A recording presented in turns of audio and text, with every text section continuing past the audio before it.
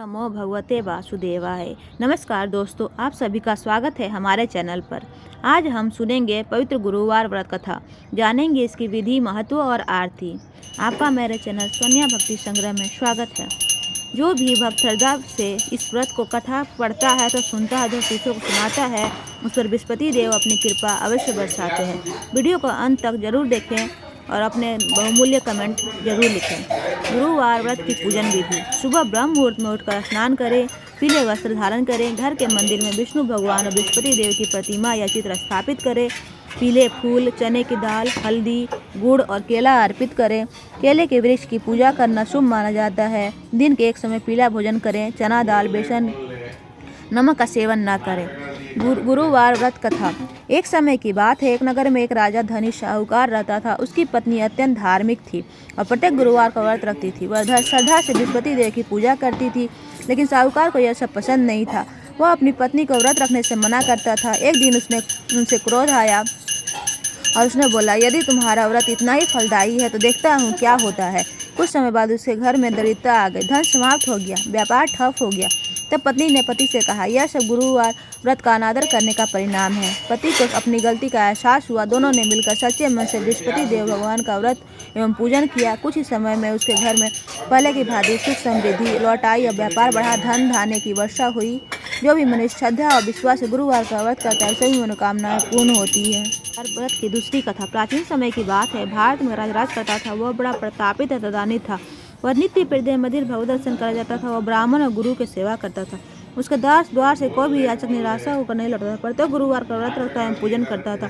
हर समय गरीबों की सहायता करता था, परंतु यह सब बात श्री रानी को अच्छी नहीं लगती थी। वह न व्रत करती, न किसी को एक ही पैसा दान में देती थी। वह राजा से व्यवस्था करने को मना किया करती थी। एक समय की बात है, राजा शिकार खेलने वन को चले गए। घर पर रानी और दासी थी। उसी समय गुरु बृहस्पति देव साधु का रूप धारण कर राजा के दरवाजे पर भिक्षा मांगने आए। साधु ने जब रानी से भिक्षा मांगी तो कहने लगी, हे साधु महाराज, मैं इस दान पुण्य से तंग आ गई हूँ। अब आप ऐसी कृपा करें कि सारा धन नष्ट हो जाए तो हमें आराम से रह सकूं। साधु रूपी बृहस्पति देव ने कहा, हे देवी, तुम बड़ी विचित्र हो। संतान और धन से कोई दुखी नहीं होता, इसको सभी भी चाहते हैं। पापी और पुत्र की इच्छा करता है। अगर तुम्हारे पास धन अधिक है, तुम भूखों में सबको भोजन कराओ, प्याव लगाओ, ब्राह्मणों को दान दो, कुआं तालाब बावड़ी आदि का निर्माण करो, मंदिर पाठशाला बनवाओ, जिससे तुम्हारे दोनों कुल सुधरे तब स्वर्ग प्राप्त हो। परंतु रानी साधु के पास तो कुछ नहीं हुई। उसने कहा, हे साधु महाराज, मुझसे धन की आवश्यकता नहीं, जिसको मैं दान दूं तथा जिसको रखने में संभालने मेरा सारा समय नष्ट हो जाए। तब साधु ने कहा, यदि तुम्हारी ऐसी इच्छा है तो जैसा मैं बताता हूँ वैसा ही करना। बृहस्पतिवार के दिन घर को गोबर से लिपना, अपने केशों को पीली मिट्टी से धोना, केशों को धोते समय स्नान करना, राजा से कहना वह हजामत करवाए, भोजन और मांस मंदिर का खाना, कपड़ा धोबी के यहाँ धूल डालना। इस प्रकार 7 बृहस्पतिवार करने से तुम्हारा धन नष्ट हो जाएगा। इतना कहकर साधु रूपी बृहस्पति देव अंतर ध्यान हो गए। साधु के कहे अनुसार रानी को केवल 3 बृहस्पतिवार बीते थे कि उनकी समस्त धन संपत्ति नष्ट हो गई। भोजन के लिए राजा और परिवार तरसने लगा।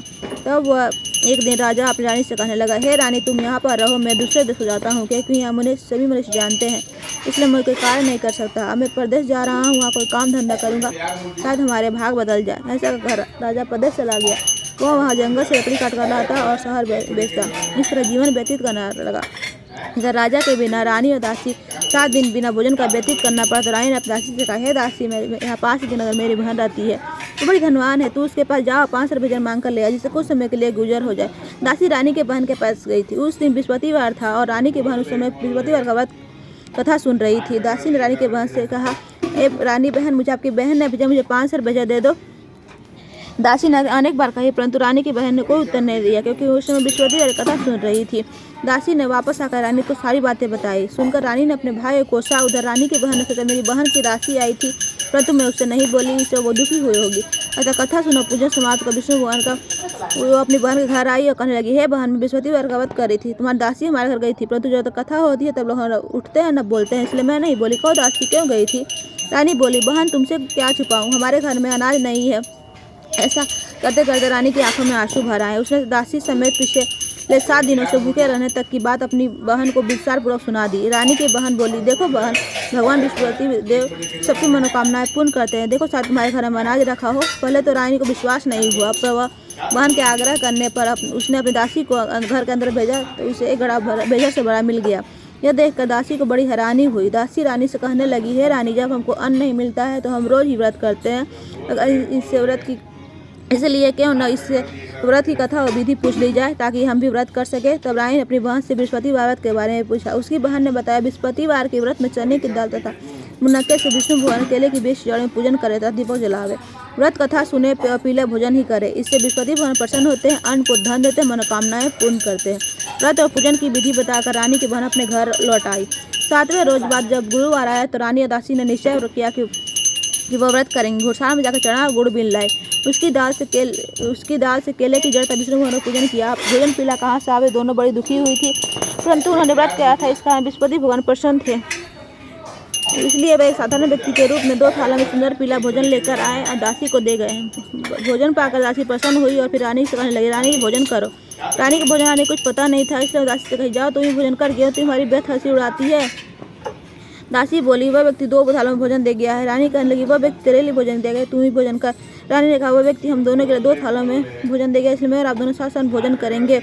उसके बाद से वे सभी गुरुवार को व्रत और पूजन करने लगी। बृहस्पति भगवान की कृपा से सुबह धन हो गया, धन हो गया तो रानी फिर पहले की तरह आलस करने लगी। तो दासी बोली, देखो रानी, तुम पहले भी इस तरह आलस करती थी, तुम्हें धन में कष्ट होता था, इसका अंत धन नष्ट हो गए हैं। अब भगवान की कृपा से तुम्हें धन प्राप्त हुआ है, तुम्हें आलस होता है।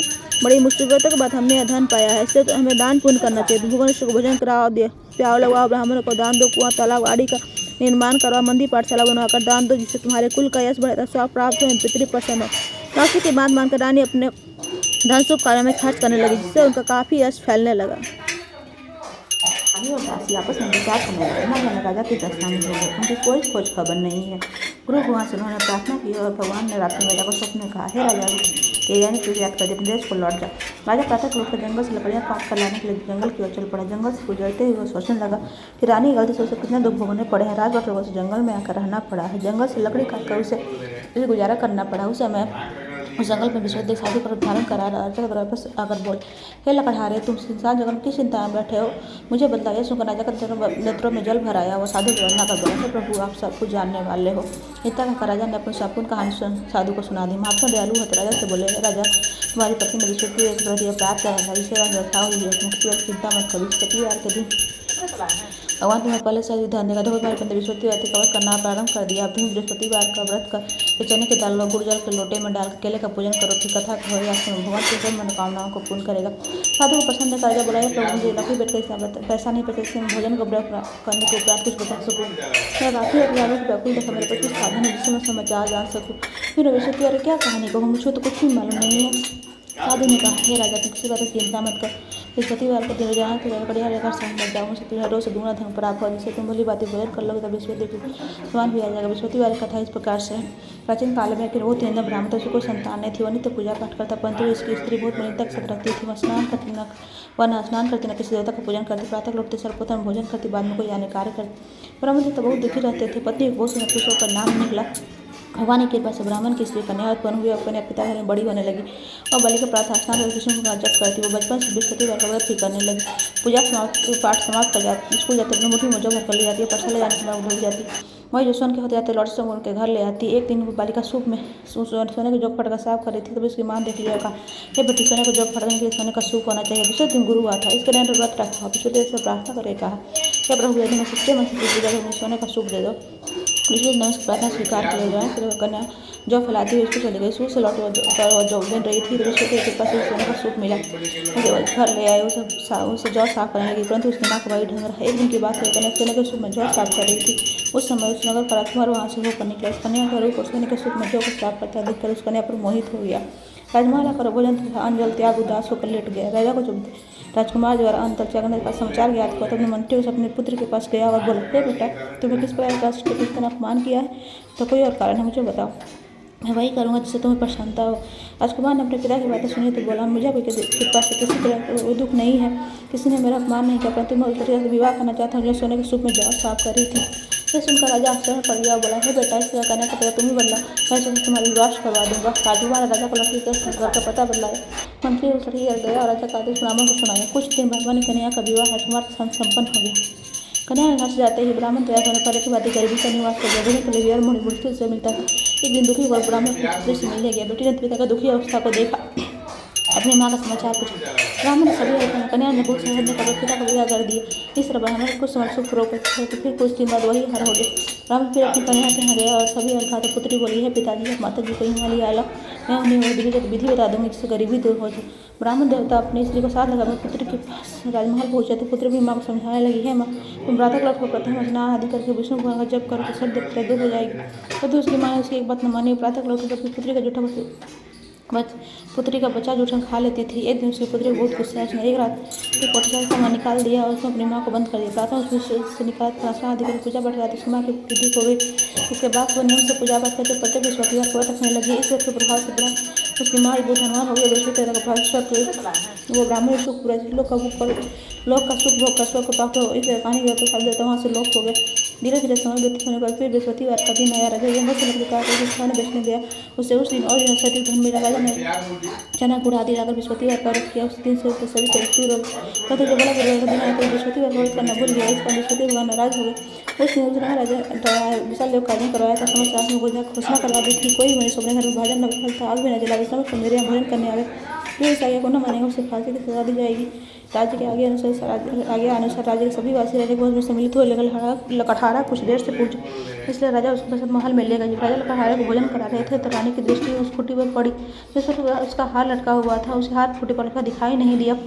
रानी को निश्चय होगा कि मेरा हार इस लकड़हारे ने चुरा लिया। उस समय सैनिक बुलवाकर उसको जेल में डलवा दिया। जब लकड़हारा जेल खाने में गया तो बहुत दुखी होकर विचार करने लगा न जाने कौन से कोई जन्म कष्ट मुझे दुख प्राप्त हुआ और शादी कैद करने के बाद भूल गया था। तो कल दूसरे शादी को प्रकट हो गया उसे दशा को जगह करने लगे। अरे मूर्ख ने बृहस्पति देव की कथा नहीं कही जिससे अंत प्राप्त हुआ है तो किसी बात की चिंता मत कर। बृहस्पतिवार के दिन खाने को रविवार पर चार से बड़े मिलेंगे उनसे तो बृहस्पति देव की पूजा करना तो सभी कष्ट दूर हो जाएंगे। अगले बृहस्पतिवार उस के द्वारा 4 पैसे बड़े मिला उसकी पूजा न कर पूजा का सामान बना कथा का यह प्रसाद बांटा। उसी रात्रि को राजेश्वरी रहेंगे उस नगर का राजा और स्वप्न राजा के निज आदमी को दिलखाने बंद कर दिया। मंदिर दो से वह राजा है शोधन रानी का हाथ फुटी पर अटका हुआ है। अगर परेशानी करके मैं सारा राज को नष्ट कर दूंगा। राजा प्रातः को उठाओ फुटी फाटना देखकर लगा को बुलाकर क्षमा मांगी। राजा के योग सुंदर वस्त्र आभूषण भेंट कर उसे विदा किया। गुरुदेव के आज्ञा अनुसार राजा अपने नगर को चल दिए। राजा जब नगर के पहुंचा तो बड़ा ही आश्चर्य हुआ। नगर पहले से बाग तालाब के धर्मशाला मंदिर आदि बने हुए थे। राजा ने पूछा किसके बागों तरफ चला है तो नगर के सभी लोग कहने लगे यह सब रानी और दासी द्वारा बनवाए गए। राजा को आश्चर्य हुआ गुस्सा भी है। तब जब रानी ने खबर सुनी कि राजा आ रहे हैं तो उसने दासी दिखाया। दासी देखा छोड़ गए थे वो हमारे ऐसे देख कर लौट ना जाए तो दरवाजे पर खड़ी हो जा। रानी के आज्ञा अनुसार दासी दरवाजे पर खड़ी हो गई। जब राजा आया तो उनके साथ महल में दीवार लाई तो राजा ने क्रोध करके तलवार निकाली और पूछने लगे बताओ यह धन तुम्हें कैसे प्राप्त हुआ है। तो रानी ने बताया हमें यह धन बृहस्पति देव के व्रत के प्रभाव से प्राप्त हुआ है। तो राजा ने निश्चय किया सात रोज सभी बृहस्पति और पूजन करते हैं पर मेरे जन्मदिन में 3 बार कथा कहा करूँगा तो रोज व्रत किया करूँगा। हर समय राजा दुपट्टे में चली जाने बंदी रहती थी तथा वह दिन में 3 बार कथा कहता। एक रोज राजा ने विचार किया कि चलो अभी बहन किया हूँ अरे इस तरह का निश्चय कर घोड़े पर सवार होकर राजा अपने महल के यहाँ चल दिया। मार्ग में शुद्धि कुछ मुद्दे को लिए जा रहे हैं रोका राजा करने लगा। अरे तुम्हें उस कथा सुन ले वे बोले हमारा तो आदि मर गया इसलिए कथा की पढ़ी पति की शादी बड़े सका हमारी कथा सुनेंगे। राजा ने दान निकाली कथा करना शुरू की। कथा आदि से जो मुर्दा हिलने लगा कथा समाप्त हुई तरह करते हुए मुर्दा खड़ा हो राजा आगे बढ़ा उसे चलते शाम हो गई। आगे मार्ग मोड़ से किसान खेत में हल चलाता मिला। राजा उससे बोला अरे भैया तुम्हें उससे कथा सुन ले। किसान बोला जब तक मैं तेरी कथा सुनूंगा तब तक 4 हज़ार जोत लूँगा जा अपनी कथा किसी और को सुनाना। राजा आगे चलने लगा। राजा के हाथी बैल की छाड़ पर गिर गए तो किसान के पेट बहुत जोर से दर्द होने लगा। उसी समय किसान की पत्नी रोटी लेकर आई। उसने जब यह देखा तो मैं खुद ही सभी हाल पूछा। बेटे ने सभी हाल बता दिया। बुढ़िया दौड़ी पुरसवार के पास गई और बोली मैं तेरी कथा सुनूंगी तू अपनी कथा मेरे खेत पर चले कहना। राजा ने लौट कर बुढ़िया खेत पर जाकर कथा कही। इसको सुनते ही बैल खड़ा हो गया तो किसान के पेट का दर्द भी बंद हो गया। तो राजा अपने बहन के घर पहुंचा। बहन ने भाई को मानी कि दूसरा रोज प्रातः कल जगाते देखा सभी लोग भोजन कर रहे हैं। राजा की बहन से पूछा जैसा कि मेरे शिष्य ने भोजन नहीं किया हो जब मेरे बृहस्पतिवार को सुन ले।